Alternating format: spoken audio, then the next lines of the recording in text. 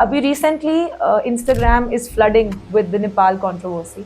तो मैं आपसे जानना चाहूँगी what is your stance on this. जो मिलिट्री ने ओपन फायर अनाउंस कर दिया या जो यूथ का रिएक्शन था setting fire to the PM residence, क्या ये सब कुछ जस्टिफाइबल है?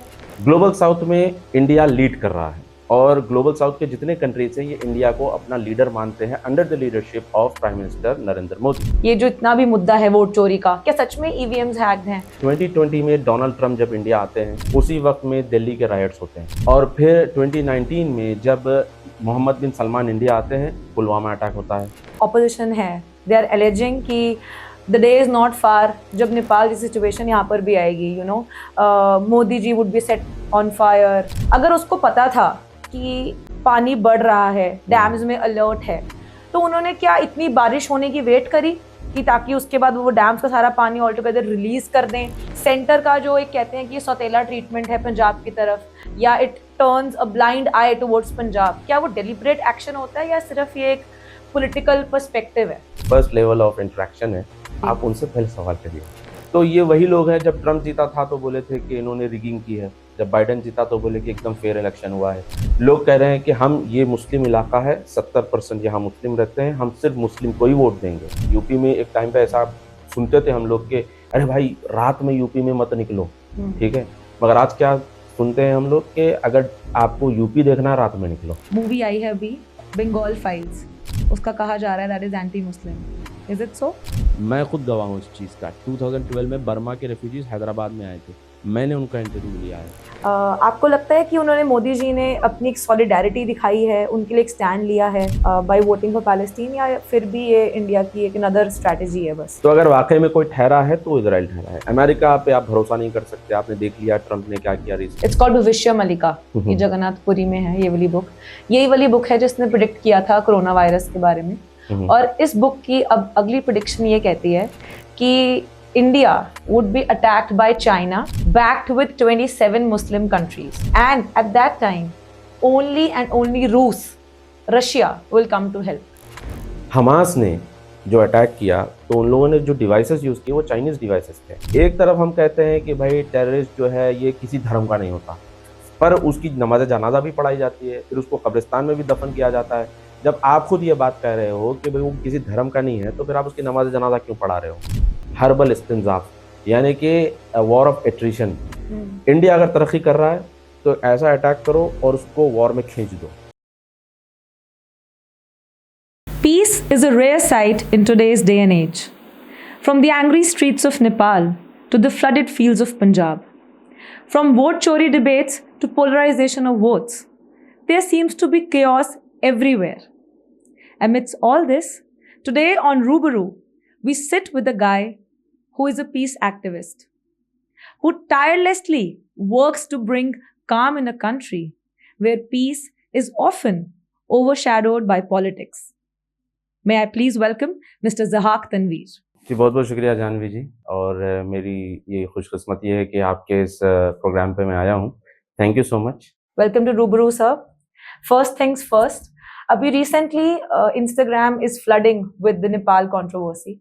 तो मैं आपसे जानना चाहूंगी what is your stance on this, कि क्या जो गवर्नमेंट का एक्शन था, जो मिलिट्री ने ओपन फायर अनाउंस कर दिया ऑन द यूथ, या जो यूथ का रिएक्शन था setting fire to the PM residence, क्या ये सब कुछ जस्टिफाइबल है?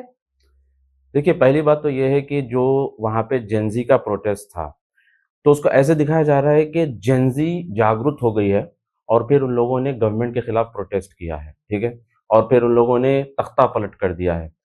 ये एक सरफेस न्यूज़ है। इस सरफेस न्यूज़ के नीचे डीप न्यूज़ जो है या फिर डार्क न्यूज़ आप कह सकते हैं, वो ये है कि ये डीप स्टेट्स का हाथ है। आपने डोनाल्ड लू का नाम सुना होगा जी। तो डोनाल्ड लू एक अमेरिकन डिप्लोमेट है और वो अक्सर इंडिया और इंडिया के अतराफ में जितने कंट्रीज है यहाँ पर वो घूमते फिरते रहते हैं, और स्पेशली यहाँ के जो अपोजिशन पार्टीज हैं, अपोजिशन पार्टीज के साथ इनका कोलैबोरेशन बहुत अच्छा है। मिसाल के तौर पे पाकिस्तान में जब तख्ता पलट हुआ था तो इमरान खान ने ये एलिज किया था कि डोनाल्ड लू है वो वहाँ की अपोजिशन से मिला था। आप सेम पैटर्न देखेंगे कि श्रीलंका में भी ऐसा ही हुआ, और फिर आप मालदीव्स में भी देखेंगे सिमिलर हुआ, और इसी तरीके से आप देखेंगे कि बांग्लादेश में शेख हसीना की गवर्नमेंट को हटाया गया, वहां पर भी ऐसा ही हुआ, और फिर अब देखें नेपाल में भी ऐसा ही हुआ है। तो ये चीजें आउट ऑफ नोवेयर नहीं होती हैं, बल्कि इसके पीछे डीप स्टेट इन्वॉल्व होता है। अब डीप स्टेट क्यों इन्वॉल्व होता है? आपको पता होना चाहिए कि मोदी जी की एक स्पीच है जो बहुत पहले उन्होंने कहा था कि दुनिया दो हिस्सों में डिवाइडेड है, एक है ग्लोबल नॉर्थ और एक है ग्लोबल साउथ। ग्लोबल साउथ में इंडिया लीड कर रहा है, और ग्लोबल साउथ के जितने कंट्रीज हैं ये इंडिया को अपना लीडर मानते हैं under the leadership of prime minister Narendra Modi. तो ग्लोबल नॉर्थ में सारे डेवलप्ड कंट्रीज आते हैं, तो जितना कुछ ग्लोबल साउथ में केओस होता है ये ग्लोबल नॉर्थ करवाता है, ताकि ग्लोबल साउथ थ्राइव ना कर सके। यहाँ पर फॉल्ट लाइन्स को एक्सप्लॉइट किया जाता है, रिलीजियस फॉल्ट लाइन्स को एक्सप्लॉइट किया जाता है, कास्ट फॉल्ट लाइन्स को एक्सप्लॉइट किया जाता है, लोगों के अंदर जो है अनरेस्ट क्रिएट करवाया जाता है, चाहे वो सऊदी अरब, ईरान हो, या फिर फलस्तीन या इजराइल हो, या फिर इंडिया पाकिस्तान हो, या फिर इस तरीके से बांग्लादेश वगैरह, नेपाल जो भी है। तो ये ग्लोबल साउथ और ग्लोबल नॉर्थ की लड़ाई में ग्लोबल साउथ को आग लगाई जा रही है। अब इन्होंने ये अटेम्प्ट इंडिया के ऊपर भी किया है, अब नहीं, बहुत बार इन्होंने ये अटेम्प्ट्स किए हैं। इंडिया के अंदर बहुत सारे ऑर्गेनाइजेशंस हैं, जैसे सोरस फाउंडेशन है, ओपन सोसाइटी फाउंडेशन है, फोर्ड फाउंडेशन है, यूएस एड जो अमेरिका से लोगों के लिए एज अ चैरिटी आता था, और ये सारे फाउंडेशंस का एक ही मकसद होता है कि वो चाहते हैं कि लोगों का अपलिफ्टमेंट हो, चैरिटी। मगर चैरिटी की आड़ में ये पैसा इस्तेमाल होता है केओस क्रिएट करने के लिए, कम्युनल टेंशंस क्रिएट करने के लिए। अब जब से नरेंद्र मोदी पावर में आए हैं तो उन्होंने ये जितने एक्सटर्नल पावर्स हैं ये सारे एक्सटर्नल पावर्स को उन्होंने बंद कर दिया है, और यही बहुत बड़ी वजह है। देखो, मैं तो एक इंडिपेंडेंट हूँ, मैं ना आरएसएस में कभी गया हूँ, ना बीजेपी में कभी गया हूँ, बट मेरा ये एनालिसिस है कि जितना भी एक्सटर्नल इन्फ्लुएंस कंट्री के अंदर होता था वो बीजेपी के दौर में अच्छा खासा इन्होंने बंद कर दिया है। अब एक और पैटर्न आप यहाँ पे गौर करिए कि 2020 में डोनाल्ड ट्रंप जब इंडिया आते हैं उसी वक्त में दिल्ली के राइट्स होते हैं, और फिर 2019 में जब मोहम्मद बिन सलमान इंडिया आते हैं पुलवामा अटैक होता है, और फिर प्राइम मिनिस्टर नरेंद्र मोदी अप्रैल 2025 में सऊदी अरब जाते हैं, ठीक उसी टाइम पे पहलगाम होता है। तो ये कोई कोइंसिडेंस नहीं है, ये करवाया जाता है, और डीप स्टेट के लोग हर जगह हर गली में मौजूद हैं। अब सवाल यह है कि इतने अटेम्प्ट्स के बाद भी इंडिया स्टेबल क्यों है? उसकी बहुत बड़ी वजह यह है कि यहाँ की लीडरशिप काफ़ी स्ट्रांग है, और दूसरी वजह यहाँ पर यह है कि इंडिया की जो एजेंसीज है, जैसे इंटेलिजेंस ब्यूरो और रॉ, ये सिविल ओरिएंटेड है, यानी कि ये पब्लिक ओरिएंटेड है, ये आर्मी अलाइंड नहीं है जिस तरह का पाकिस्तान और दूसरे कंट्रीज में होता है। That really brings me to my next question जी। कि जो ऑपोजिशन है, दे आर एलिजिंग कि the day is not far जब नेपाल की सिचुएशन यहाँ पर भी आएगी, Modi ji would be set on fire, या फिर यहाँ पर भी we also breathe in corruption. तो जो यहाँ का युवा भी है वो भी रील्स को जितना सपोर्ट कर रहा है, तो हम भी ऐसा का कुछ डेविस्टेशन अपने लिए भी एक्सपेक्ट कर सकते हैं, and we should be ready for it. And अभी आपने डोनाल्ड डू का नाम लिया, तो वो नाम तो अब sir it is a common और a known name in India also. So can I expect कि असल में ये कुछ बड़े की प्लानिंग हो रही है, सच में ऐसा कुछ हो रहा है? देखिए, डोनाल्ड लू का आपने जब नाम लिया तो इंडिया में डोनाल्ड लू मिले किससे थे? राहुल गांधी जी से मिले थे। हर जगह अपोजिशन से ही मिलते हैं। इंडिया में इन लोगों ने ट्राई किया है, और ये जो वोट चोरी वाला नैरेटिव है, आप ये मत समझिए कि वोट चोरी वाला नैरेटिव आउट ऑफ नोवेयर ऐसे ही आ गया है, नहीं, ये प्री प्लान्ड है, और ये टाइमिंग चूज करके इसको इग्नाइट किया गया है। खास तौर पर उस वक्त जब डोनाल्ड ट्रंप टैरिफ्स की बात कर रहे हैं, और टैरिफ से इंडिया को अटैक कर रहे हैं, और फिर कश्मीर वाले इशू को कह रहे हैं कि इसको इंटरनेशनलाइज कर दिया जाए और उसका क्रेडिट अमेरिका को दिया जाए, ठीक उसी टाइम पर ये वोट चोरी का नैरेटिव चलाया जा रहा है। तो ये सारी चीज़ें आउट ऑफ नोवेयर नहीं हो रही हैं, ये कोइंसिडेंस नहीं है, ये कोशिश यहाँ पे इंडिया में आज से नहीं बहुत टाइम से हुई है। मगर इंडिया की हिस्ट्री ऐसी है कि यहाँ पे जो तख्तापलट जो बड़े पैमाने पे होता है, तख्तापलट इस तरीके से नहीं हुआ। जैसे वीपी सिंह वगैरह के कुछ इंसिडेंट्स हुए हैं जहाँ पर प्रोटेस्ट हुए और लोगों ने रिजाइन किया, मगर जिस तरह से आप देखोगे बांग्लादेश या पाकिस्तान में, इस तरह से इंडिया के अंदर नहीं हुआ है।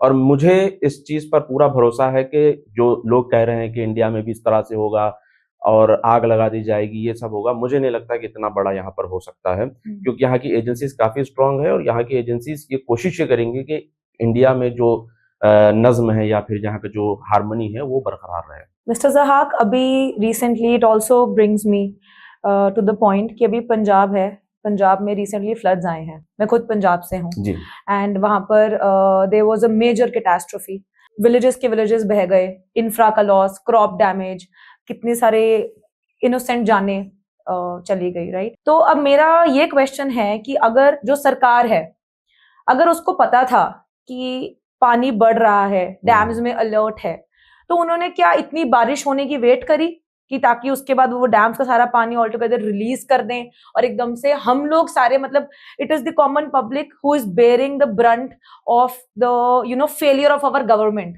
सो क्या ये फ्लड नेचुरल है या ये मैन मेड है? नहीं, देखिए, गवर्नमेंट को अगर आप ब्लेम कर रहे हैं तो कौन सी गवर्नमेंट को ब्लेम कर रहे हैं, सेंट्रल या स्टेट, ये सवाल है। देखिए, सेंट्रल गवर्नमेंट का तो हमेशा से काम होता है, जैसे 12,000 करोड़ पहले दिए थे, फिर 16,000 करोड़ उन्होंने किया, तो सेंट्रल गवर्नमेंट यही कोशिश करेगी कि वहाँ पे अपलिफ्टमेंट हो, वहाँ पे जो भी बाढ़ आई है, जो भी प्रॉब्लम है वो फिक्स हो। मगर ये जिम्मेदारी बनती है लोकल गवर्नमेंट की, वहाँ पे जो स्टेट गवर्नमेंट है उनकी ये जिम्मेदारी बनती है। अब लोग ये कह रहे थे कि अरे मोदी जी ने ट्वीट तक नहीं किया, लोग मोदी जी हमारे बारे में केयर तक नहीं करते, मगर उन्होंने ट्वीट भी किया है, उन्होंने एरियल सर्वे भी किया है, तो as a prime minister aerial survey वो कर सकते हैं और पैसे वो सैंक्शन कर सकते हैं, ये सब कर सकते हैं, मगर जब आता है तो जिम्मेदारी तो स्टेट गवर्नमेंट की बनती है। अब लोगों ने ये तक कहा कि देखो यहाँ पे हेल्प भी नहीं हो रही, मगर हमने रिसेंटली कुछ ऐसे वीडियोस देखे हैं जिसमें तकरीबन 1700 आरएसएस के वर्कर जो है वहाँ पे काम कर रहे हैं और 12,000 फैमिलीज को उन्होंने हेल्प भी किया है, 41 अदर लोकेशंस पे उन्होंने लोगों को सपोर्ट किया है। तो जो चीज़ अच्छी होती है वी शुड अप्रिशिएट, जो काम अच्छा हो रहा है उसको अप्रिशिएट करना चाहिए। ऐसा नहीं कि आप जो है बाढ़ आई है या फिर नेचुरल कैटास्ट्रोफी हो रही है और आप उसको एनकैश कर रहे हो और अपनी सत्ता के लिए, अपनी पॉलिटिक्स के लिए आप जो है लोगों की लाशों के ऊपर अपनी पॉलिटिक्स कर रहे हो, ये तो अच्छी चीज़ नहीं है ना। जो चीज़ हो रही है you try to support the government, जो अच्छा हो रहा है उनको सपोर्ट करिए, जो नहीं हो रहा है आप उनको रिकमेंड कर सकते हो। मगर यहाँ पे इस तरह से हो रहा है और आप अपनी पॉलिटिक्स चलाने के ऊपर लगे हुए हो, तो ये तो बिल्कुल भी अच्छी चीज़ नहीं है। सर, इसी दौरान हमने एज पंजाबीज ये भी फील किया कि हमारे यहाँ पर खालसा एड है, वो जहां पर भी देश में विदेश में wherever there are needy people, हम उनको जाकर सबसे पहले हम होते हैं आगे up front to help them, but when we were drowning we felt abandoned. तो क्या सेंटर का जो एक कहते हैं कि सौतेला ट्रीटमेंट है पंजाब की तरफ, या it turns a blind I towards Punjab, क्या वो डेलिब्रेट एक्शन होता है या सिर्फ ये एक पॉलिटिकल पर्सपेक्टिव है? नहीं, आप जब बात कर रहे हो खालसा एड की, तो आपका सवाल किसके ऊपर है कि खालसा एड सौतेला ट्रीटमेंट कर रहा है, जैसा खालसा एड सीरिया में भी जाके पैसा सर, मेरा देता है। सेंटर से जवाब है कि हम तो हमेशा सबके लिए आगे खड़े हैं हेल्प करने के लिए, पर जब हमें हेल्प चाहिए तो कोई है ही नहीं, हमें तो कोई दिख ही नहीं रहा। अब वो स्टेट वेंडेटा है या सेंटर वेंडेटा है, ये तो यू गाइज विल टेल। देखिए, जैसे मैंने अभी आपको कहा है, स्टेट तो अपनी तरफ, सेंटर जो होता है अपनी तरफ से जितना हो सकता है उन्होंने किया है, मगर जब वो बॉटलनेक पर आके अटका हुआ है तो वो तो स्टेट की जिम्मेदारी है। तो मेरा ये एनालिसिस है कि ये तो स्टेट की जिम्मेदारी है। तो आप एज ए पंजाबी होने के नाते आपकी जिम्मेदारी बनती है कि आप जो फर्स्ट लेवल ऑफ इंटरेक्शन है आप उनसे पहले सवाल करिए। इसी दौरान सर, अगर मैं बात करूं इस मुद्दे पे फंड्स एलोकेशन की, मोदी जी ने 1600 करोड़ रुपया दिया है स्टेट को, लेकिन स्टेट फील कर रही है कि अभी वो भी इनसफिशिएंट है क्योंकि लॉस 20,000 करोड़ तक का लॉस है। At the same time SDRF का डेटा कहता है कि हमारे पास ऑलरेडी सरप्लस है ऑफ 1583 करोड़ ऑफ फंड, ठीक है, जो कि अभी भी अनस्पेंट है। So now where is the failure? क्या हमें एक there is a financial mismanagement या फिर एक्चुअली जो हमारे फंड्स हैं वो कम है? What is the reality? Reality should be कि जो फंड्स सैंक्शन हो रहे हैं गवर्नमेंट की तरफ से, वो जो डेफिसिट आपको फील हो रहा है यहाँ पे, तो डेफिसिट का मेन रीजन यहाँ पर ये हो सकता है कि जो प्रोजेक्शन हुआ है, कि जो डेफिसिट का जो एक्चुअल प्रोजेक्शन है वो प्रोजेक्शन ठीक तरीके से नहीं हुआ है। तो वहां से अगर 1600 करोड़ अगर वहां से आए हैं गवर्नमेंट स्टेट सेंटर की तरफ से, अगर स्टेट के पास आ रहे हैं, तो उसको जब इम्प्लीमेंट करेंगे तो डेफिसिट को फुलफिल करने के लिए वो स्टेट, मेरे ख्याल से स्टेट जो है इसमें नाकाम हो रही है। अभी आप सर पहले बता रहे थे वोट चोरी का आपने उठाया था, उस पर भी मेरा आपसे एक सवाल है कि हमारी ऑपोजिशन बोल रही है वोट चोर गद्दी छोड़, ऐसे के नारे लगाए जा रहे हैं पूरे देश में। ये जो इतना भी मुद्दा है वोट चोरी का, क्या सच में ईवीएम्स हैक्ड हैं? क्योंकि अगर ये सच में है, इसका मतलब है that entire democracy is at a compromise. We fail to be the biggest democracy of the world, अगर ये सच में है। नहीं, मेरे ख्याल से बिल्कुल भी ऐसा नहीं है। ये सेम अटेम्प्ट जो है ये अमेरिका के ऊपर भी हुआ था। जब ट्रम्प फर्स्ट टाइम इलेक्ट हुए थे तो उस टाइम पे एक नैरेटिव चला गया था कि रशिया जो है यहाँ के इलेक्शन में इन्वॉल्व है। तो इस तरह के नैरेटिव जब आप चलाते हैं तो लोगों का जो ओपिनियन बनता है, ओपिनियन यही बनता है कि यहाँ का जो सिस्टम है, बल्कि यहाँ की जो पूरी डेमोक्रेसी है, ये फेलियर है। तो इस तरह से आप एक इतने बड़े कंट्री और जहाँ पर 97 करोड़ जो है वोटर्स हैं, तो आप पूरा का पूरा सवाल उनके ऊपर उठा रहे हो कि 97 करोड़ जो है ये वोटर सबके सब जो है बीजेपी ने खरीद लिए, ऐसे कैसे हो सकता है बताइए।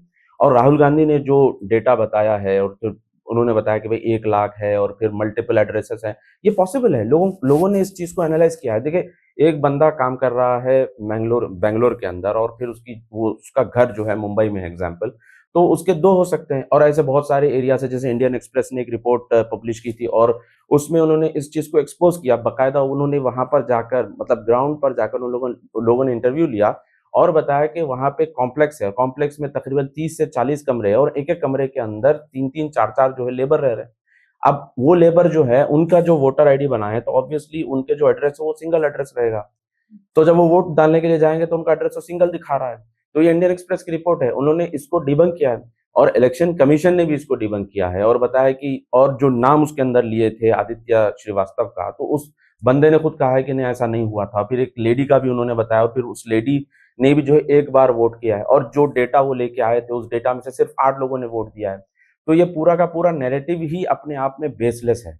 ये बनाया ही इस तरीके से गया है और इस टाइम पे उसको चलाया गया है कि वो जो है मोदी गवर्नमेंट को टारगेट किया जाए और कंट्री के अंदर डिस्टेबिलिटी क्रिएट की जाए। और इसके अलावा अगर आप दूसरी चीज़ें भी देखेंगे तो यहाँ पे आपको ये भी पता चलेगा कि कांग्रेस के जो लोकल लीडर्स भी थे, तो उनके फेलियर से भी जो है कांग्रेस को बहुत प्रॉब्लम हुआ है। 1984 में ही बहुमत में यानी कि मेजॉरिटी में कांग्रेस आई थी, उसके बाद आप 2014 में देखिए कितने वोट उनके गिर गए थे। जी। तो आप किस-किस को ब्लेम करेंगे? देखिए, घोड़ा मैदान आपके सामने है, मैदान भी आपके सामने है, घोड़ा भी आपके सामने है।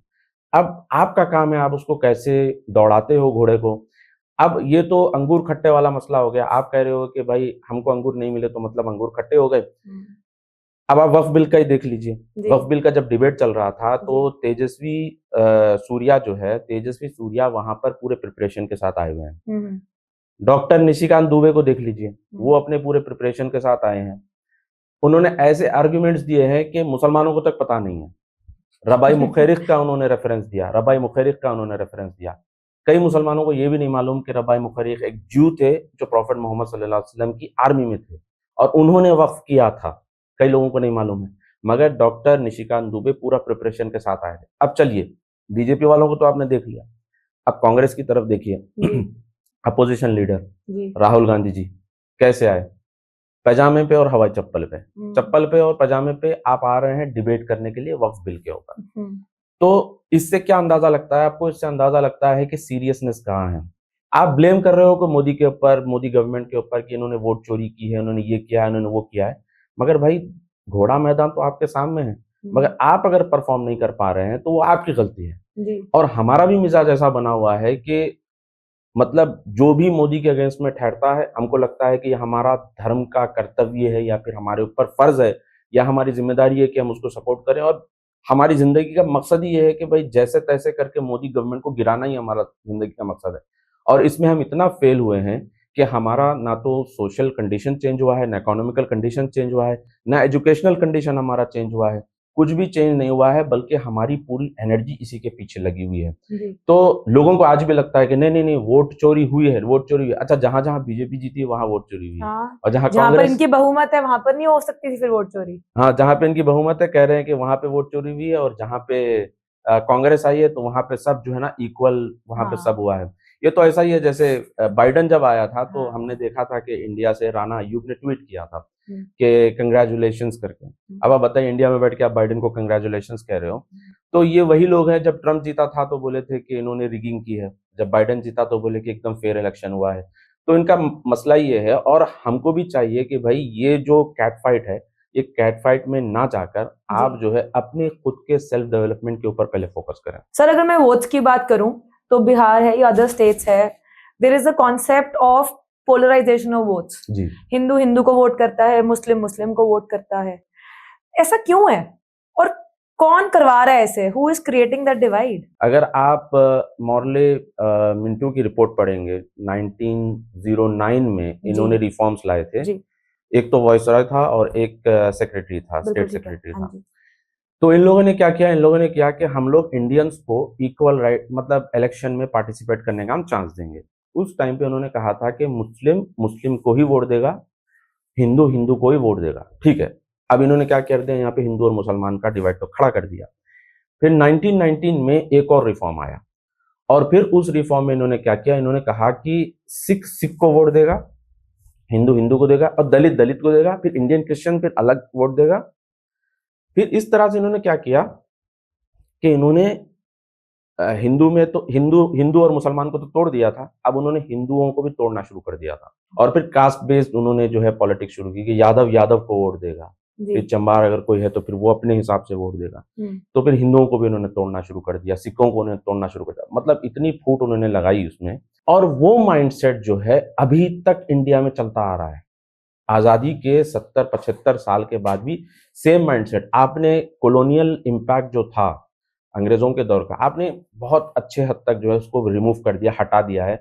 पुलिस में भी जो है बहुत सारे ऐसे लॉज थे जो कॉलोनियल इम्पैक्ट था, तो उसको हटा दिया, पार्लियामेंट को चेंज कर दिया आपने। मगर ये जो माइंडसेट है ना लोगों का, आज तक चेंज नहीं हुआ है, और ये डिवाइड है। अब लोग क्या करते हैं, जैसे कि अभी बिहार इलेक्शन चल रहा है, तो बिहार इलेक्शन में बहुत सारे लोग जो है ग्राउंड पर जाकर उन्होंने इंटरव्यू लिया, तो लोग कह रहे हैं कि हम ये मुस्लिम इलाका है, 70% यहाँ मुस्लिम रहते हैं, हम सिर्फ मुस्लिम को ही वोट देंगे।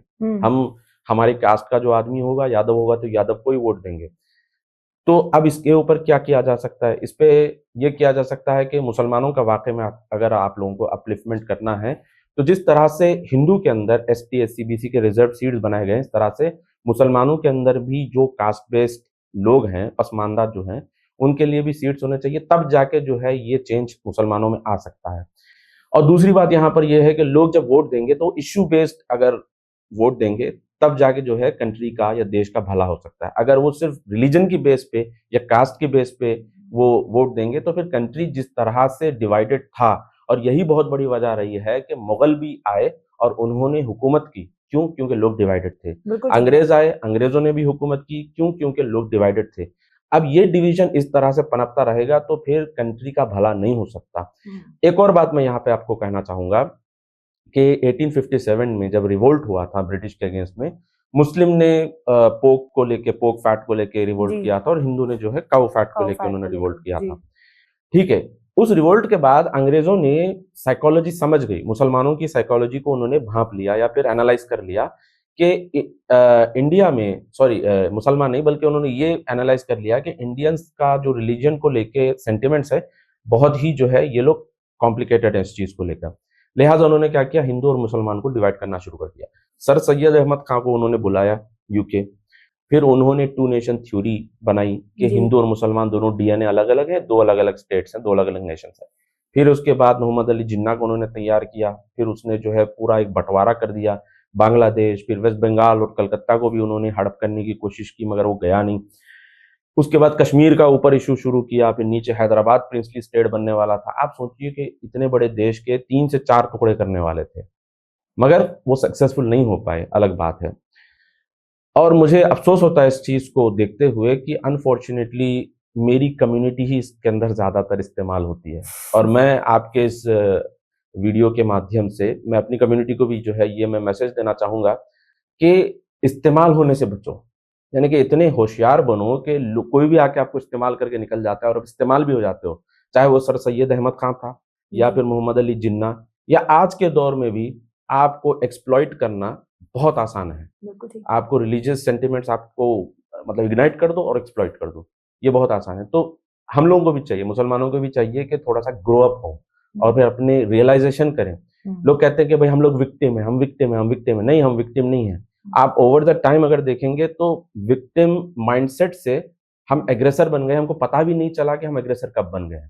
आई फील अब आज का जो भारत है वो एजुकेटेड है, और इट इज टाइम कि अब हम इस रिलीजन बेस्ड डिफरेंसेस से उठकर एक डेवलपमेंट बेस्ड कंट्री की तरफ बढ़ें, और पॉलिटिकल पार्टीज को और हिंदू मुस्लिम राइवलरी के मुद्दे ना दें जिनके ऊपर उनकी सारी पॉलिटिक्स जो है वो बेस होती है। On the same line sir, Bihar elections की जैसे अभी आपने बात करी, बिहार इलेक्शन से पहले हम बहुत सारा टेररिज्म देखते हैं, एक अनयूजुअल टेररिज्म होता है स्टेट में, उसका क्या कारण है? इसके 2-3 कारण है। एक कारण तो ये है कि बिहार और सीमांचल जो है ये आज से नहीं बल्कि 1900 यानी 1990, 1920s, 1930s से ही ये जो है एज ए लैबोरेटरी जो है, ये एज ए टेस्ट केस इसको कंसिडर किया जाता है कि कुछ भी अगर चेक अगर आपको करना है तो पहले आप बिहार में चेक करेंगे या सीमांचल में चेक करेंगे, यहाँ पे आप टेस्ट करेंगे। ये एज ए लैबोरेटरी रहा है।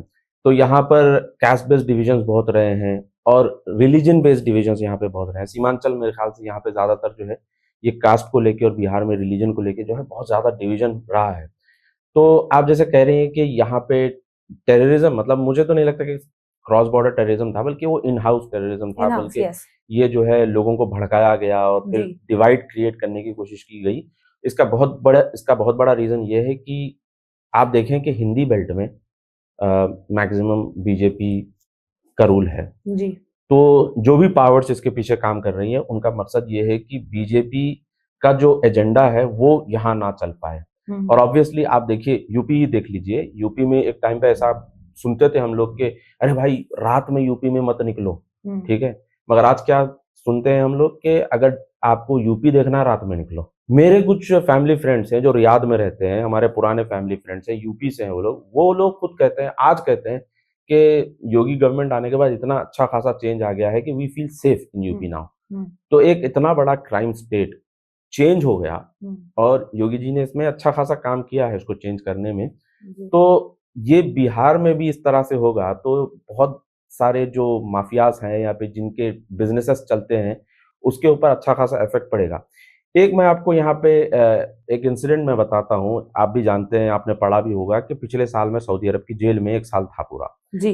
तो जब मैं जेल में था तो पाकिस्तानी, नेपाली, सीरियन, नाइजीरियन हर टाइप के लोगों के साथ, क्रिमिनल्स के साथ उठना बैठना था। तो एक दिन मैं देख रहा हूँ कि एक बर्मा का आदमी और एक पाकिस्तानी दोनों डिस्कस कर रहे हैं आपस में बैठकर, और डिस्कशन ये चल रहा है कि हम जो है किस तरह से हवाला का काम इंडिया में कर सकते हैं। और फिर वो बर्मा का बंदा मशवरा दे रहा है कि आधे नोट ओरिजिनल रहेंगे, आधे डुप्लीकेट रहेंगे और फिर हम जो है ये सारा काम करेंगे वाया नेपाल। अब नेपाल से कहाँ जाएगा ये पूरा? अब नेपाल के जो बॉर्डरिंग स्टेट्स है वहीं से वो अंदर आएगा। अच्छा। सही। तो ऑब्वियसली इसमें बहुत सारे माफियाज इन्वॉल्व हैं, बहुत सारे लोगों के इसके अंदर इन्वेस्टमेंट्स लगे हुए हैं, बहुत सारे लोग इससे पैसा कमा रहे हैं। तो वो हरगिज ये नहीं चाहेंगे कि बिहार में डेवलपमेंट हो, जिस तरह से यूपी का नक्शा बदला है बिहार का बदले। तो ये तो हम लोगों को डिसाइड करना होगा ना, इंडियंस को डिसाइड करना होगा कि भाई आपको क्या चाहिए। आप वही चाहते हैं स्टेटस को जैसा चल रहा है वैसा चले, या फिर आप डेवलपमेंट चाहते हैं, आपकी मर्जी है।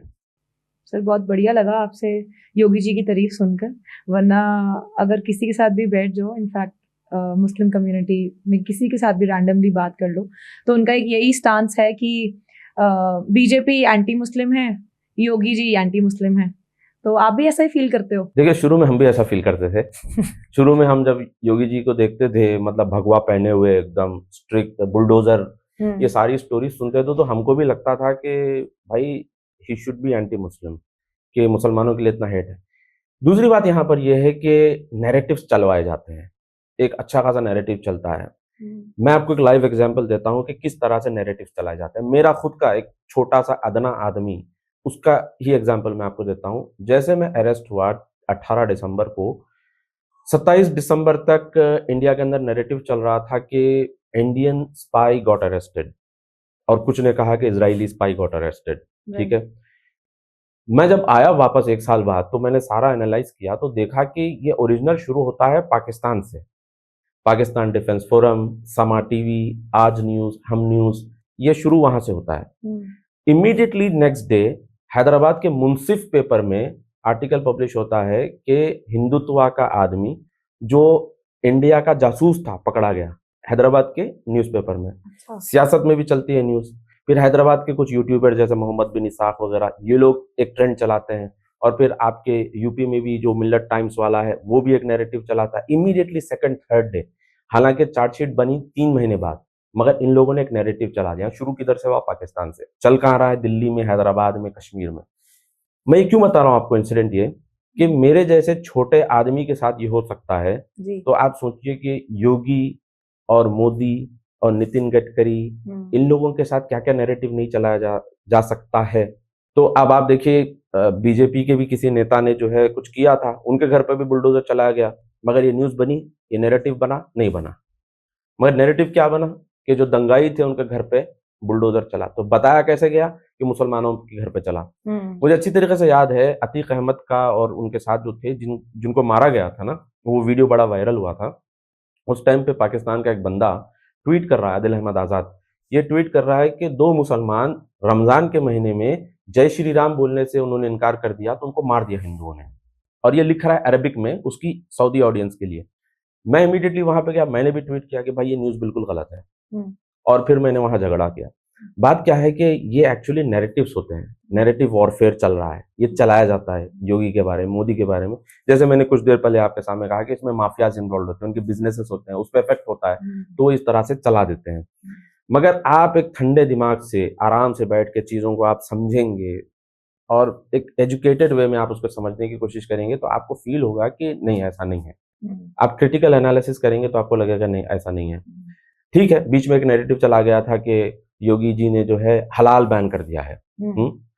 अब आप बताइए कि अब मुझे बिजनेस करना है, तो मुझे जो है जाके एक बड़े मदरसे से मुझे सर्टिफिकेट लेना है कि मेरा बिजनेस हलाल सर्टिफाइड है। चलो गोश्त की हद तक हम समझ गए, मटन चिकन की हद तक समझ गए। लिपस्टिक आ रही है, आप उस पर हलाल सर्टिफाइड लगा रहे हो। आप जो है वेजिटेरियन वेजिटेबल्स आ रहे हैं, उसके ऊपर आप हलाल सर्टिफाइड, ये तो पूरा बिजनेस चल रहा है। और अगर आप उनको करोड़ों का पैसा नहीं दोगे इस सर्टिफिकेट के लिए, तो आप बिजनेस नहीं चला सकते। तो फिर इन्होंने ये बिजनेस बंद कर दिया। इनका बिजनेस बंद हुआ मौलवियों का, कि उन्होंने क्या नैरेटिव चला दिया कि योगी ने जो है हलाल बैन कर दिया। मदरसों का रेगुलराइजेशन चल रहा था, कमरे कमरे के अंदर मदरसे चल रहे हैं, और मदरसे में पढ़ने वाले बच्चों का कोई भविष्य नहीं है, कोई फ्यूचर नहीं है, कोई उनका करियर नहीं है। अब मदरसा रेगुलराइजेशन की बात चल रही है, तो आप ये नैरेटिव चला रहे हो कि योगी जो है मदरसे बंद कर रहे हैं। और फिर लोग टीवी चैनल पर आकर कह रहे हैं कि हमारे पास अगर मदरसा रेगुलराइजेशन के आएंगे तो हम चप्पल निकाल के मारेंगे। ये क्यों चला? फिर बाद में रेगुलराइजेशन हुआ, मगर शुरू में लोगों ने अपोज किया। तो बाज़ चीजें होती हैं जो टफ डिसीजंस होते हैं, बाज़ लीडर्स को लेना पड़ता है, अपीजमेंट नहीं चलेगा। ठीक है, अभी आपने पूछा कि ये डिवाइड जो है हिंदू मुस्लिम का कौन करवाता है, क्या है, तो अगर आप देखेंगे ये जो है अंग्रेजों के दौर से चलता आ रहा है, अपीजमेंट। आप जितना अपीजमेंट करेंगे ना, कौम उतनी पस्त होगी, यानी कि उतनी ही वो कंप्लेसेंट हो जाएगी और उतनी ही वो बुजदिल और बेवकूफ हो जाएगी। ठीक है, तो अपीजमेंट वाली पॉलिटिक्स आज नहीं, जमाने से चलती आ रही है, और लोगों को भी समझना चाहिए कि अपीजमेंट से हमको कुछ हासिल नहीं हुआ है। रिसेंटली अगर मैं एंटरटेनमेंट इंडस्ट्री की बात करूं, मूवी आई है अभी बंगाल फाइल्स, उसका कहा जा रहा है that is anti Muslim. Is it so? नहीं, मुझे नहीं लगता कि वो एंटी मुस्लिम है। मैं गया था देखने के लिए, बस यही देखने के लिए गया था कि एंटी मुस्लिम है कि नहीं है, क्योंकि इतना हेट उस पे मिल रहा था। तो उसमें बेसिकली जो हिस्टोरिकल इवेंट्स हुए हैं वही बताया गया है, जैसे कि डायरेक्ट एक्शन डे जो हुआ था, जो जिन्ना ने करवाया था, सोहरवर्दी का भी उसमें कैरेक्टर बताया गया है। तो basically it's not against Muslims, it's against the separatist Muslims. जो सेपरेटिस्ट मुस्लिम्स हैं ना, उनके बारे में बताया गया है। उसमें कुछ फिगर्स जैसे कि मौलाना अबुल कलाम आज़ाद है, उनके बारे में पॉजिटिव दिखाया गया है। उसमें बताया, उसमें ये डायलॉग भी है कि कहते हैं कि जिन्ना तुम भी मुसलमान हो, अबुल कलाम आज़ाद भी मुसलमान है, मगर उनके विचार अलग हैं, तुम्हारे विचार अलग हैं, तो एंटी मुस्लिम कैसे हुआ?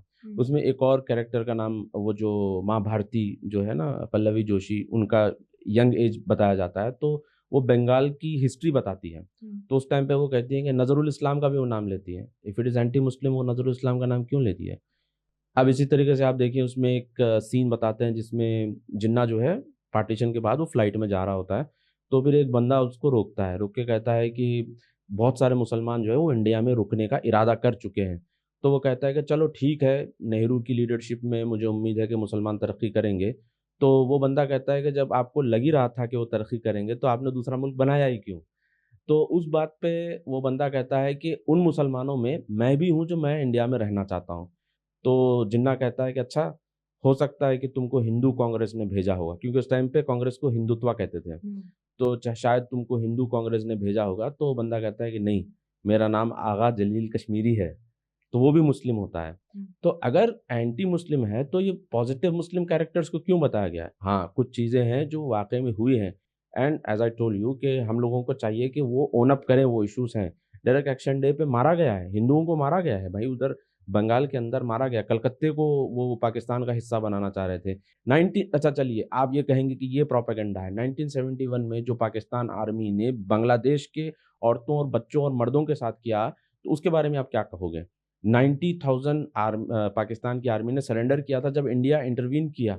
उस टाइम तक उन्होंने कॉन्सेंट्रेशन कैंप्स बनाकर वहाँ पे औरतों के साथ ज़्यादती की, वहाँ पे औरतों को मारा, जिंदा जलाया। कौन मारने वाले कौन थे? पाकिस्तान। एंड उनका मज़हब क्या था? इस्लाम। Yes. और मरने वाले कौन थे? बांग्लादेशी। वो क्या थे? वो भी वही थे।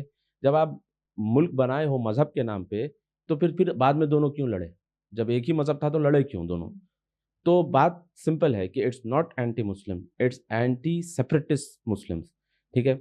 और एक बात यहाँ पर ये भी मैंने उसमें बताने की कोशिश की कि उसमें जो डेमोग्राफ्स को चेंज करने का भी कॉन्सेप्ट बताया गया है। यही वजह है कि ये जितने लेफ्टिस्ट हैं ये गड़बड़ कर रहे हैं, और मुसलमानों को लग रहा है, मुसलमान कमेंट भी कर रहे हैं, कह रहे हैं कि अरे भाई हिंदू भी इसका विरोध कर रहे हैं, इस फिल्म का विरोध कर रहे हैं। वो हिंदू नहीं है, वो लोग हैं जिन्होंने डेमोग्राफ्स को चेंज करने की कोशिश की। मैं खुद गवाह हूँ इस चीज़ का। 2012 में बर्मा के रेफ्यूजीज हैदराबाद में आए थे, मैंने उनका इंटरव्यू लिया है। बाद में उनके पासपोर्ट बने, उनके आधार बने, कुछ तो दुबई जा रहे थे, दुबई जाते हुए पकड़े हुए भी गए। सऊदी अरब की जैसे मैंने आपको बात बताई, जेल में मैंने देखा है बहुत सारे ऐसे बांग्लादेशी थे जिनका नाम था राजू, किसी का नाम है शानू मंडल, रोनू मंडल, इस तरह से नाम है। हमारे पीछे नमाज भी पढ़ रहे हैं, रोज़ा भी रख रहे हैं, और शव्वाल के भी रोज़े रख रहे हैं। मैं सरप्राइज़ हुआ, मैंने पूछा कि भाई आप तो हिंदू हो? बोले नहीं, हम मुसलमान हैं। पासपोर्ट किधर का है? इंडिया का है। पासपोर्ट में नाम रिलीजन क्या है? हिंदू है। तो क्या ये नहीं हुआ? हुआ है। ये रियलिटीज़ हैं जो मूवी ने उसको बोल्डली एक्सपोज़ कर दिया, यानी कि खुला-खुला बता दिया विदाउट मिंसिंग वर्ड्स। हाँ, ना, इफ, बट ना करते हुए उन्होंने उस चीज़ को खुला-खुला बता दिया। तो ये है बंगाल फाइल्स की हिस्ट्री। और जो ये मूवीज हैं like Ajey, which is a biopic on Yogi ji, so do you support it? देखिए, मेरा ये मानना है कि कोई भी हो, यू हैव टू स्टडी, आपको पढ़ना चाहिए और सीखना चाहिए कि आप अपनी पर्सनल लाइफ में कैसे आगे बढ़ सकते हैं। तो ये जो मूवी है जो 19 सितंबर को आने वाली है, अजय मूवी, जो योगी जी पे बनाई गई है, ये शांतनु गुप्ता साहब की किताब है, ए monk who became the chief minister. तो उस किताब के ऊपर ये मूवी बनाई जा रही है। अब देखिए, इज़राइल की भी एक आयरन लेडी थी जिनका नाम था गोल्डा मायर। वो एक नॉर्मल सी हाउसवाइफ थी, न्यूयॉर्क में रहती थी। Then she migrated to Israel. वो इज़राइल चली गई, वहाँ की वो आयरन लेडी बनी और उन्होंने इज़राइल की सिक्योरिटी को बहुत ही टाइट किया था। आपको पढ़ना चाहिए कि भाई वो आयरन लेडी बनी कैसे एज ए हाउसवाइफ। हाँ, अब योगी जी की आप लाइफ हिस्ट्री देख लीजिए। 5-6 उनके सिबलिंग्स थे, एक कमरे के अंदर रहते थे, वहाँ से वो उठे, 25 साल की उम्र में वो मेंबर ऑफ पार्लियामेंट बने, फिर उसके बाद जाके वो चीफ मिनिस्टर बने और यूपी जैसे स्टेट को उन्होंने ट्रांसफॉर्म किया। आपको पढ़ना चाहिए इर्रिस्पेक्टिव ऑफ हिज रिलीजन, वो हिंदू है, मुस्लिम है, नहीं, आप उनको पढ़ो, आप समझो। आप मूवी आई है उनकी बायोपिक, आप देखो, आप सिर्फ ये बोल दो नहीं प्रोपेगेंडा है, हेट है, वो है, अरे नहीं, आप देखो, पढ़ो, सीखो। उमर मुख्तार थे वो लीबिया के, उनके ऊपर भी मूवी आई थी बायोपिक। बायोपिक्स बनती हैं, you should read the books. आप मूवी बनी है, मूवी देखिए, उसमें जो अच्छा मिलता है आपको उससे सीखना चाहिए। मैं तो यही कहूँगा कि योगी जी की भी जो मूवी है अजय, आप देखिए और जो उसमें से आपको सीखने को मिलता है इन टर्म्स ऑफ लीडरशिप, आप वो सीखें ज़रूर। सर वैसे भी अभी जो रिसेंटली यूएनओ में मोदी जी ने पैलेस्टीन की फेवर में वोट किया है। इजराइल जो उनके इतने लॉन्ग टर्म फ्रेंड है, इतने टाइम से हमारे साथ है, हमारा साथ दिया है, बहुत बड़ा मूव था ये मोदी जी का टू वोट फॉर पैलेस्टीन। तो इन अ वे जितना जैसे जितने मुस्लिम्स हैं इंडिया में, बहुत ज्यादा मात्रा में हैं वो भी, आपको लगता है कि उन्होंने, मोदी जी ने अपनी एक सॉलिडारिटी दिखाई है, उनके लिए एक स्टैंड लिया है बाय वोटिंग फॉर पैलेस्टीन, या फिर भी ये इंडिया की एक अनदर स्ट्रैटेजी है बस? मोदी गवर्नमेंट पहले जैसी गवर्नमेंट नहीं है कि इनको अपीस कर दें या उनको अपीस कर दें, ठीक है। ये जो इंडिया का स्टैंस है ये तकरीबन 1967 से वैसा ही है। वो पैलेस्टीनियन स्टेटहुड को सपोर्ट करते आए हैं, ठीक है। मोदी जी की एक स्पीच है जिसमें उन्होंने कहा था कि अब हम इस सिचुएशन में हैं कि हम अगर डायरेक्टली इजराइल जाना चाहें तो जा सकते हैं विदाउट फियरिंग अरब्स, और अगर हमको फलस्तीन जाना हो तो हमको इजराइल की परमिशन नहीं लेनी पड़ेगी। ये भी उन्होंने कहा, मतलब बैलेंस किया उन्होंने। फिर उन्होंने ये भी कहा कि अगर हमको ऑयल खरीदना है तो हम सऊदी से भी खरीदेंगे विदाउट इरिटेटिंग ईरान। अगर हमको ईरान से खरीदना होगा तो हमको सऊदी की परमिशन की जरूरत नहीं है। हम रशिया से भी दोस्ती करेंगे, हम अमेरिका से भी दोस्ती करेंगे। ये एक इंडिपेंडेंट सोवरेन भारत है, ये उनका एक बहुत फेमस जो है स्पीच है उनकी। अब आप ये देखिए कि पैलेस्टीन को लेके लोगों ने इतना नैरेटिव चलाया कि Modi government, right wing government, ये जो है प्रो आरएसएस है, या सॉरी प्रो इजराइल है, इस तरह से उन्होंने कहा। मगर आप एक ऑनेस्टी की बात करिए कि ये जो जितने प्रोटेस्ट होते हैं गाजा को लेके, जितने लेफ्टिस्ट ऑर्गेनाइजेशंस या वामपंथी सब जो करते रहते हैं, आप बताइए इतने सालों से ये कर रहे हैं और ये कहते हैं कि ये ह्यूमैनिटी के लिए करते हैं, ठीक है। 2021-22 के बाद जाकर राइट विंग वालों ने सॉलिडारिटी दिखाना शुरू की इजराइल को, तो उनका मजाक उड़ाते हैं और उनके बारे में कहते हैं कि देखो भाई इजराइल इनको पूछ के नहीं दिखता और ये इंडिया के इश्यूज को छोड़ के ये इजराइल को फोकस कर रहे हैं। तो आप भी तो इंडिया के इश्यूज को छोड़ के फलस्तीन पे फोकस कर रहे हो, आप भी तो इंडिया के इश्यूज छोड़ के आप गाजा के ऊपर फोकस कर रहे हो। ये तो बात मतलब ये कैसी बात हो गई कि मतलब आपका वो एक बड़ी मशहूर कहावत है ना, आपका कुत्ता कुत्ता हमारा कुत्ता टॉमी, वो वाला मसला हो गया। तो इनका मसला यही है, इनका प्रॉब्लम ये है कि ये जाके प्रोटेस्ट करेंगे गाजा के लिए और कहेंगे कि भाई हम ह्यूमैनिटी के लिए ठहरे हैं। भाई वहां भी तो बच्चे मरे हैं अक्टूबर 7 में, उनकी भी औरतें मरी हैं, उनके भी बच्चे मरे हैं, उनके औरतों बच्चों को किडनैप किया गया है। तो आप उनके लिए सॉलिडारिटी बताओ, तो आप जो है आप अपने नेशनल इंटरेस्ट को छोड़ के उनके साथ ठहरे हैं। अब रही बात मोदी जी क्यों सपोर्ट किए हैं, आप देखेंगे कि जेरूसलम की कुछ यूनिवर्सिटी जो फलस्तीन के अंडर में आती है, उसका पूरा आईटी इंडियन गवर्नमेंट देखती है, टाटा कंसल्टिंग सर्विसेज देखती है, टीसीएस देखती है। सुषमा स्वराज जी जब फॉरेन मिनिस्टर थी तो वो वहां पर गई और उन्होंने जाके इनॉग्रेशन किया, ठीक है। तो इंडिया हमेशा अपना जो स्ट्रेटेजिक इंटरेस्ट है वो बैलेंस रखता है, ठीक है। अरब कंट्रीज से इंडिया का जो एनुअल इनकम है, रेमिटेंसेस, ट्रेड, बिजनेस वगैरह सब मिलाकर तकरीबन $170 बिलियन है। और फिर आप इजराइल से देखिए वो तकरीबन $6 बिलियन है। But at the same time आपको ये भी देखना होगा कि इंडिया के जितने बुरे वक्त आए हैं उस टाइम पर अगर कोई ठहरा है इंडिया के साथ तो इजराइल ठहरा है। चाहे वो दिस इज अनऑफिशियल, मतलब मैंने इजराइलियों से भी पूछी है बात कि भाई आप लोग ठहरे थे कि नहीं, तो बोल रहे हैं कि भाई ऑफिशियल नहीं है बात ये, मगर बहुत सारे एनालिस्ट और एक्सपर्ट्स ये बात बताते हैं कि चाहे वो कारगिल हो या फिर कोई और वॉर हो, उसके अंदर जो है इजराइल हमेशा से लेजर गाइडेड मिसाइल्स और अपने हथियार वगैरह या इंटेलिजेंस वगैरह, काउंटर टेररिज्म वगैरह वो शेयर करता आया है इंडिया से। तो अगर वाकई में कोई ठहरा है तो इजराइल ठहरा है। अमेरिका पे आप भरोसा नहीं कर सकते, आपने देख लिया ट्रंप ने क्या किया रिसेंटली। रशिया इंडिया के साथ बहुत स्ट्रांगली ठहरा है, हर बुरे वक्त में रशिया इंडिया के साथ ठहरा है। तो इंडिया भी अपना नेशनल इंटरेस्ट देखेगा, क्यों नहीं देखेगा। 170 बिलियन डॉलर एक तरफ से आ रहा है तो India will try to balance that, और at the same time India ये भी देखेगा कि हमारे बुरे वक्त में कौन ठहरा, इजराइल, तो इसके साथ भी। और मैंने एक इजरायली को डायरेक्टली पूछा, मैंने पूछा कि इंडिया ने फलस्तीन के हित में वोट दिया है, आपको बुरा लगा? तो उसने कहा नहीं, हमको बिल्कुल बुरा नहीं लगा, क्योंकि इंडिया का खुद का ये डिसीजन है और इंडिया स्ट्रेटेजिक डिसीजन ले रहा है। अब यही सवाल अगर मैं किसी लेफ्टिस्ट से या मुसलमान से पूछूं कि इंडिया ने इजराइल के सपोर्ट में वोट दिया है, तो रिएक्शन क्या आएगा? एकदम अपोजिट रिएक्शन आएगा, एग्रेसिव रिएक्शन आएगा, एजिटेटेड रिएक्शन आएगा। तो यही फर्क है कि you have to have differences in a civilised way. आपको डिफरेंसेस भी रखना है तो आप अखलाक के दायरे में रह के आप डिफरेंसेस रखिए। तो इससे आप सवाल पूछिए, एक अलग आंसर है, आप उनसे पूछिए, एक अलग आंसर है। ये चीज लोगों को समझना चाहिए। अभी सर आपने इंटरनेशनल रिलेशंस की बात करी, उसमें एक बहुत बड़ा पार्टनर और भी है, पता नहीं वो फ्रेंड है या फो है, इट्स कॉल्ड चाइना, राइट। अभी रिसेंटली हमने दोबारा से उनके साथ हाथ मिलाए हैं, जबकि हमारा एक्सपीरियंस रह चुका है, उन्होंने हमें बैक स्टैब करा है। देयर इज अ बुक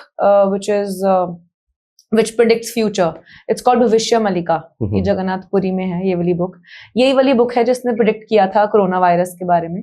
और इस बुक की अब अगली प्रिडिक्शन ये कहती है कि India would be attacked by China backed with 27 Muslim countries, and at that time only and only Russia will come to help. So obviously I will not get into the astrology of it, but as a geopolitical analyst आपको क्या लगता है? जी, ये तो खैर beliefs का मसला है। Astrology, you believe in astrology, so you may believe in that. But जैसे आपने सवाल पूछा है कि जियोपॉलिटिकल स्टैंड से आप उसको कैसे देखेंगे, तो obviously China is nobody's friend. China किसी का दोस्त नहीं है। चाइनीज मोबाइल फोन्स भी जो आते हैं या फिर लैपटॉप्स भी जो आते हैं उसके अंदर तक स्पाईवेयर्स होते हैं, और यही वजह है कि हुआवी का अमेरिका ने बैन किया था। हमास ने जो अटैक किया तो उन लोगों ने जो डिवाइसेस यूज किए वो चाइनीज डिवाइसेस थे, उसको एनक्रिप्ट नहीं कर पा रहे थे।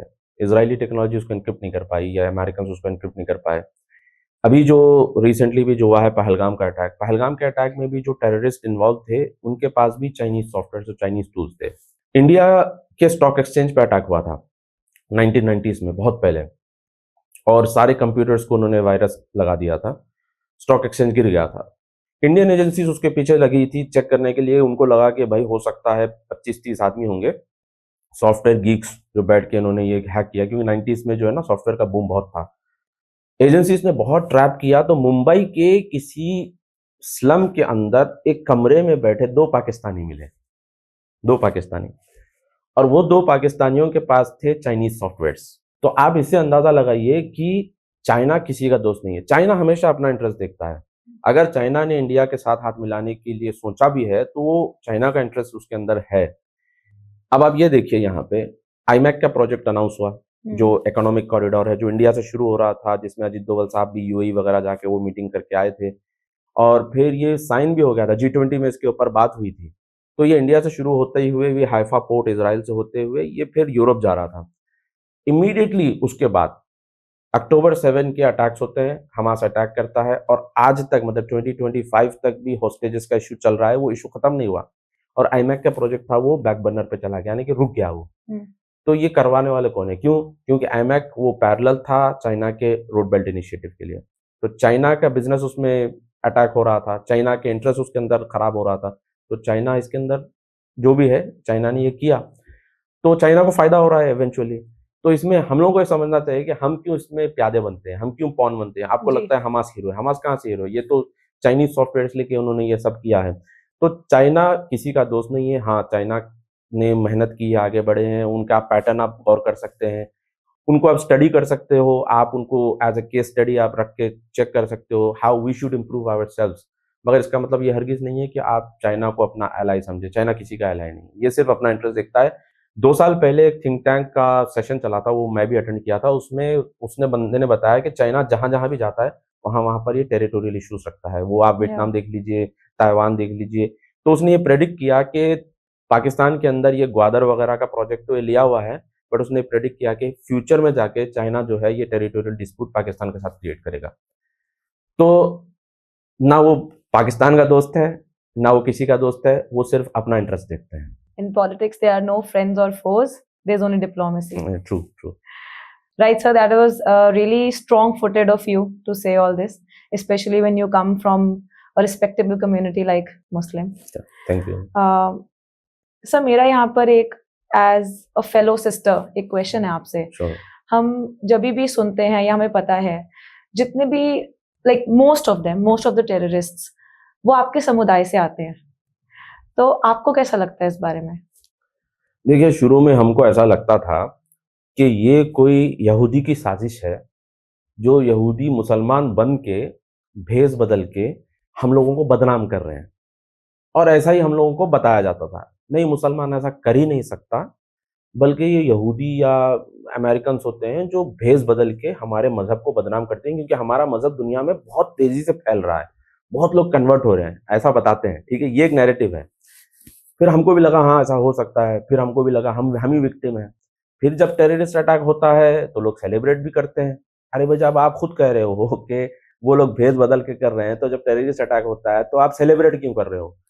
9/11 जब हुआ था, मुझे अच्छी तरीके से याद है, उस वक्त में हम कॉलेज में पढ़ रहे थे। 9/11 2001 में हमारे हैदराबाद की गलियों में, खैर उनको भी पता नहीं था होगा, हम उनको बेनिफिट ऑफ डाउट देंगे, हैदराबाद की गलियों के दीवारों पे लोगों ने उसामा बिन लादेन की तारीफ लिखी थी। अब आप सोचिए, हैदराबाद की गलियों में।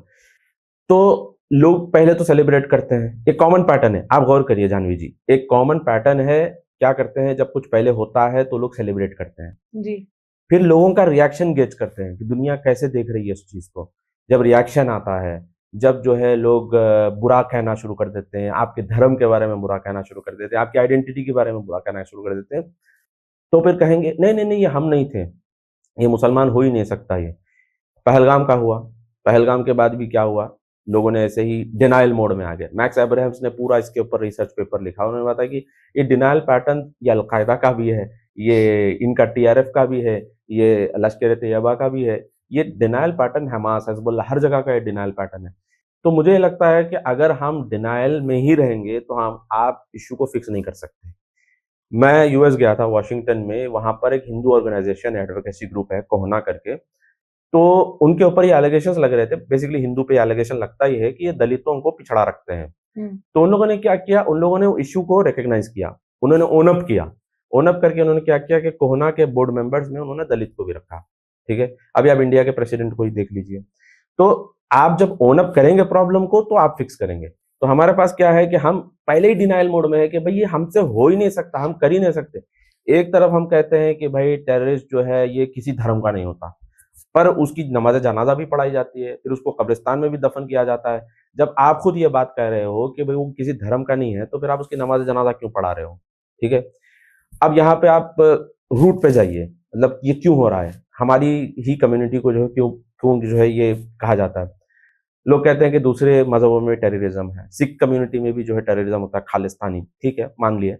हिंदू कम्युनिटी में भी हो, ठीक है, ओके। क्रिश्चियन कम्युनिटी में ठीक है, जू कम्युनिटी में ओके।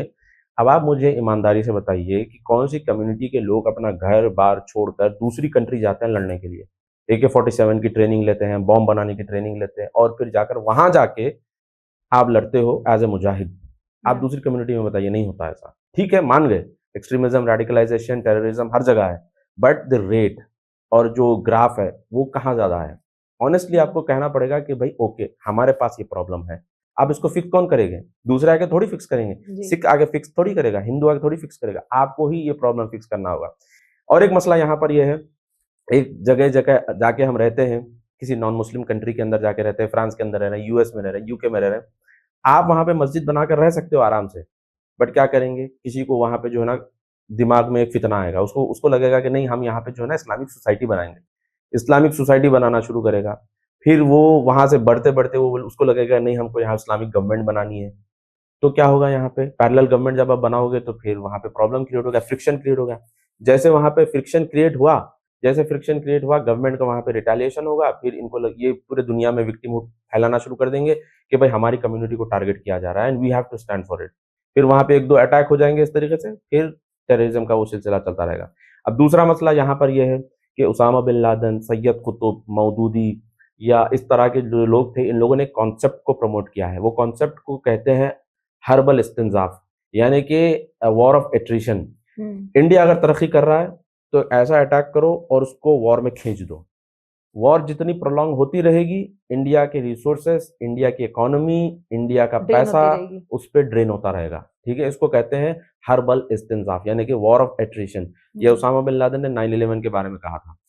बहुत सारे लोग कहते हैं नहीं नहीं नहीं, 9/11 इनसाइड जॉब था, बुश ने करवाया था, ये सब बेकार बातें हैं, क्योंकि आईसिस की खुद मैगजीन थी दाबिग, उसके अंदर उन्होंने इसको प्राउडली क्लेम किया था कि भाई ये हमने करवाया बिकॉज ये हर्बल इस्तिंजाफ था। ठीक है, अब ये जो हमास कर रहा है इसराइल के साथ, क्या है? इसराइल जैसे तरक्की करता है, हमास अटैक करता है, पूरा ड्रेन इधर होना शुरू हो जाता है। आप देखिए कि पहलगाम के अटैक के बाद ऑपरेशन सिंदूर जब हुआ, बहुत सारे लोगों ने कहा कि अरे इंडिया पीछे क्यों हट गया, इंडिया को मारना चाहिए था। और यही लेफ्टिस्ट जो कल तक कह रहे थे कि जो है इंडिया क्यों खामोश बैठा है, अटैक करना चाहिए, मोदी क्यों खामोश बैठे हैं, जब वॉर शुरू हो गई तो कहने लगे war is not the solution, मासूम मर रहे हैं, ये हो रहा है, वो हो रहा है। फिर वॉर को खत्म किए तो बोल अरे ये तो क्या हुआ, मोदी बिल्कुल खामोश बैठ गए, वॉर को ऐसे कैसे खत्म कर दिए।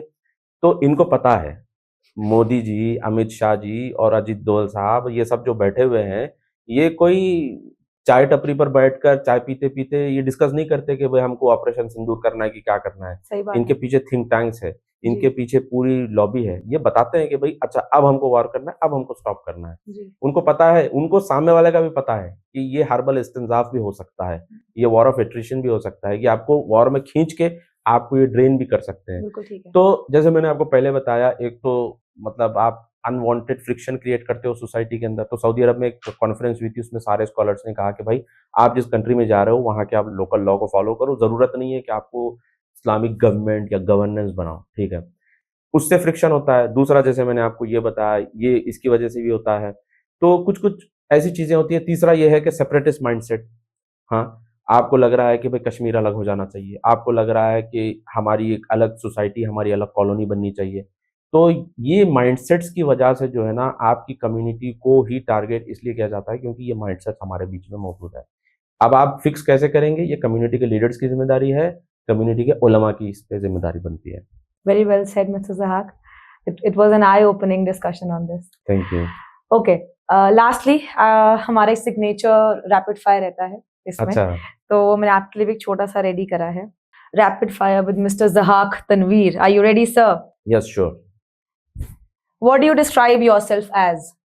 National first or Muslim first? Nation first. One politician you trust the most? If I say Modi ji, then people will say that कि मैं मोदी का बिका हुआ आदमी हूँ। ऐसा कुछ भी नहीं है, बट ऑनेस्टली अगर मैं कहूँ तो I trust him as a leader. Okay. One misconception about Muslims you want to clear. Misconception about Muslims I want to clear is that कि मुस्लिम्स जैसे इंडिया में बताते हैं कि मुस्लिम्स जो हैं इंटॉलरेंट हैं, तो मेरा एनालिसिस है कि मैंने एक जू को लेकर मुस्लिम एरियाज में गया और मुस्लिम से मैंने इंटरेक्शन करवाया, तो उस जू का ये कहना था कि I can not do this in Pakistan and Algeria and I can do this with freedom in India because यहाँ पे टॉलरेंस है। तो मुझे लगता है कि ब्लैंकेट स्टेटमेंट अगर मुस्लिम कम्युनिटी के बारे में रखा जाए कि ऑल आर इंटॉलरेंट, तो मुझे लगता है कि सही नहीं है।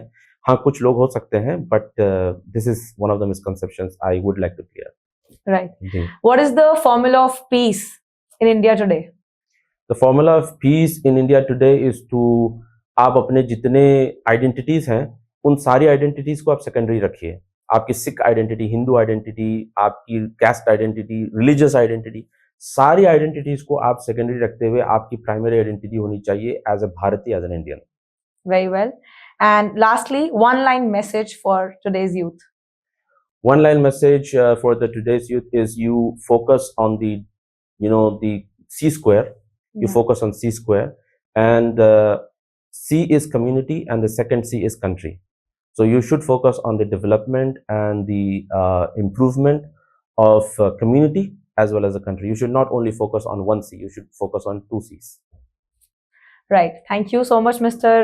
Zahaq, for speaking with such candor. And for people who are listening, peace does not start in parliament. It starts in conversations like these. Thank you. Thank you so much. Thank you, Janvi ji.